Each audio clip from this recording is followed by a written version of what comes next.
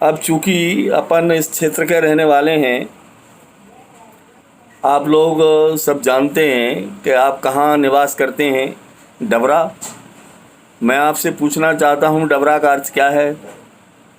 डबरा का अर्थ होता है सुअर लोड़ने वाला गड्ढा। डिक्शनरी देख लीजिए। फिर मैं आपसे प्रश्न करता हूँ, आप कहाँ रहते हैं? तो डबरा। तो आपका उत्तर बहुत अस्वाभाविक सा लगेगा। मेरा कहना यह है कि ये डबरा के स्थान पर यह एक जो स्थल है अपना, ये महाकवि भवभूति की कर्मस्थली रहा है। तो इसका नाम परिवर्तन हम महाकवि भवभूति के स्थान पर नाम पर करना चाहते हैं। महाकवि भवभूति कौन थे? यह एक प्रश्न सामने आकर खड़ा हो जाता है।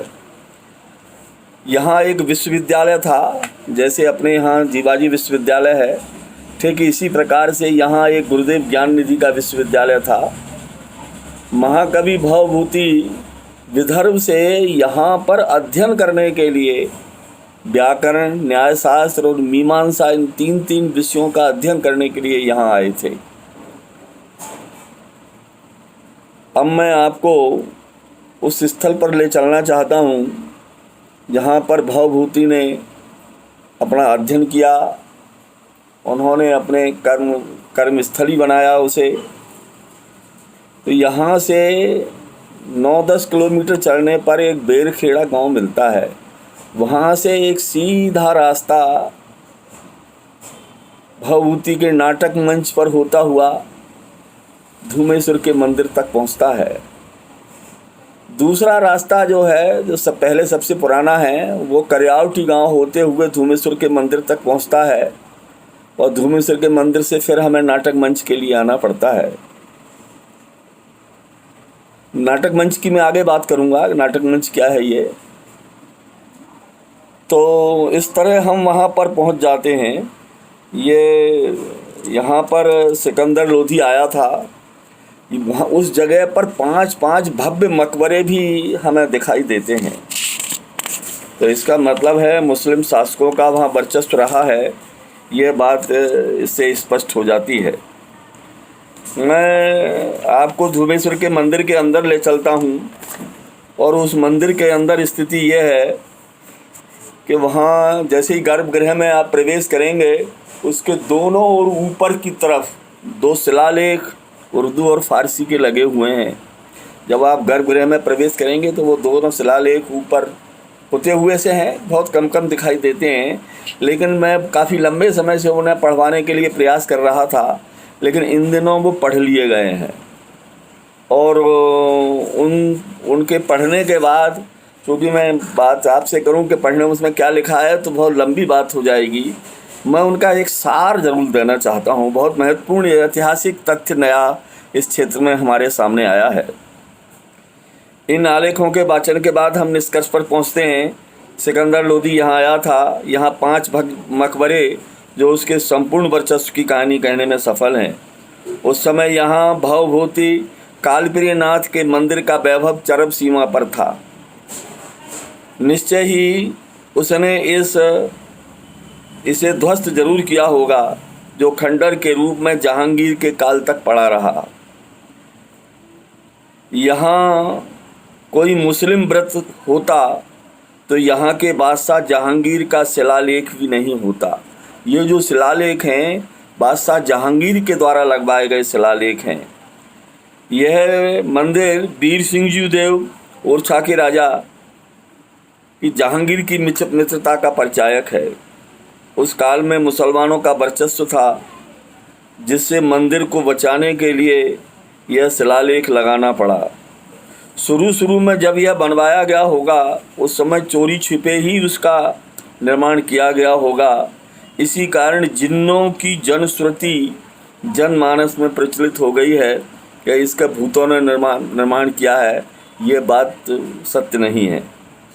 दोनों शिलालेखों में ईश्वर की सत्ता स्वीकारी गई है। दोनों शिलालेख में नक्काशी और कसीदाकारी की सुरक्षा की बात भी कही गई है। इमारत को क्षति पहुंचाने वालों को गिरफ्तार किया जाएगा, इसी भय से यह इमारत आज तक सुरक्षित बनी रही, जिसके परिणाम स्वरूप यह इमारत आज हमारे सामने है। ये शिलालेख महाराज वीर सिंह जी देव ने की दानशीलता एवं ईश्वर के प्रति समर्पण की कहानी कह रहे हैं एवं मुगलों की न्यायप्रियता सर्वधर्म समभाव का बखान भी कर रहे हैं। इस प्रकार यह संपूर्ण क्षेत्र महाकवि भवभूति की कर्मस्थली रहा है। इसके नाम से इस नगर का नामकरण भवभूति नगर करने से यहाँ की जन जन की सांस्कृतिक विरासत को जोड़ने पर लोगों के चित्त में स्वाभिमान जागृत हो सकेगा, साथ ही राष्ट्रीय भावना भी पल्लवित हो सकेगी। अब थोड़ा सा भवभूति के बारे में थोड़ा सा और अपन बात कहें। महाकवि भवभूति ने यहाँ पर बैठकर तीन पुस्तकें लिखी हैं। संस्कृत में है वो, उनका हिंदी अनुवाद मिल जाता है, आप चाहें तो मेरे पास से उन्हें पढ़ सकते हैं। तो पहला है महावीर चरितम, दूसरा है मालती माधवम और तीसरा है उत्तर रामचरित्रम। तीनों नाटक यहाँ पर बैठकर लिखे गए हैं। मालती माधवम के 9वें अंक में तो यहाँ के सिंध नदी का, पार नदी का, यहाँ के नदियों का, यहाँ के पर्वतों का वर्णन साफ साफ किया गया है। इससे स्पष्ट हो जाता है कि महाकवि भवभूति ने यहीं बैठकर ये सब लिखा है। एक प्रश्न मेरे सामने आकर खड़ा हो जाता है कि ये जो महावीर चरितम लिखा गया शुरू में, महावीर चरितम रामकथा है, रामकथा का प्रारंभिक जीवन है और विश्वामित्र के यज्ञ से इसका प्रारंभ है। आप कहेंगे विश्वामित्र के यज्ञ से ही इसका प्रारंभ क्यों है? यहाँ से गिजौर्रा जो अपने पास एक स्थान है, वहाँ पर वो एक जगह है विश्वामित्र की यज्ञशाला, आज भी देखी जा सकती है। क्योंकि जंगली क्षेत्र है इसलिए मैं जाने की वहाँ पर आपको सलाह नहीं दूंगा। तो भवभूति उसे जरूर देखने गए होंगे और इसी कारण जब उन्होंने महावीर चरितम लिखा तो उसका प्रारंभ इसी से किया है। तो मेरा कहना यह है कि महावीर चरितम का प्रारंभ विश्वामित्र के यज्ञ से इसी कारण से किया गया है। उसके बाद उन्होंने मालती माधव लिखा, जो यहाँ के जनजीवन पर, यहाँ के परिवेश पर, यहाँ की संस्कृति पर एक सच्चा सा उदाहरण उसमें देखने को मिल सकते हैं। और अंतिम जो रचना करुणा की धरती पर जो लिखी गई वो उत्तर रामचरितम है। उनकी सर्वश्रेष्ठ रचना सभी लोग विद्वान लोग मानते हैं। और उसमें राम जी के एक तो सबसे बड़ी बात इस समय मुझे एक याद आ रही है कि सीता को वनवास जो दिया गया दोबारा, वो क्या वो उचित था? तो मेरा कहना यही है कि वो उसी प्रसंग को लेकर महाकवि भवभूति ने उत्तर रामचरितम लिखा है और अंत में सीता और राम का मिलन कराया है। तो इस तरह की बातें इसमें समाहित की गई हैं। तो यदि किसी को महाकवि भवभूति के बारे में कुछ अधिक जानकारी चाहिए तो आप चाहें तो मेरे पास मैं दिखा रहा हूँ, ये महाकवि भवभूति पर एक पुस्तक है, देखिए ये तो ये किताब है।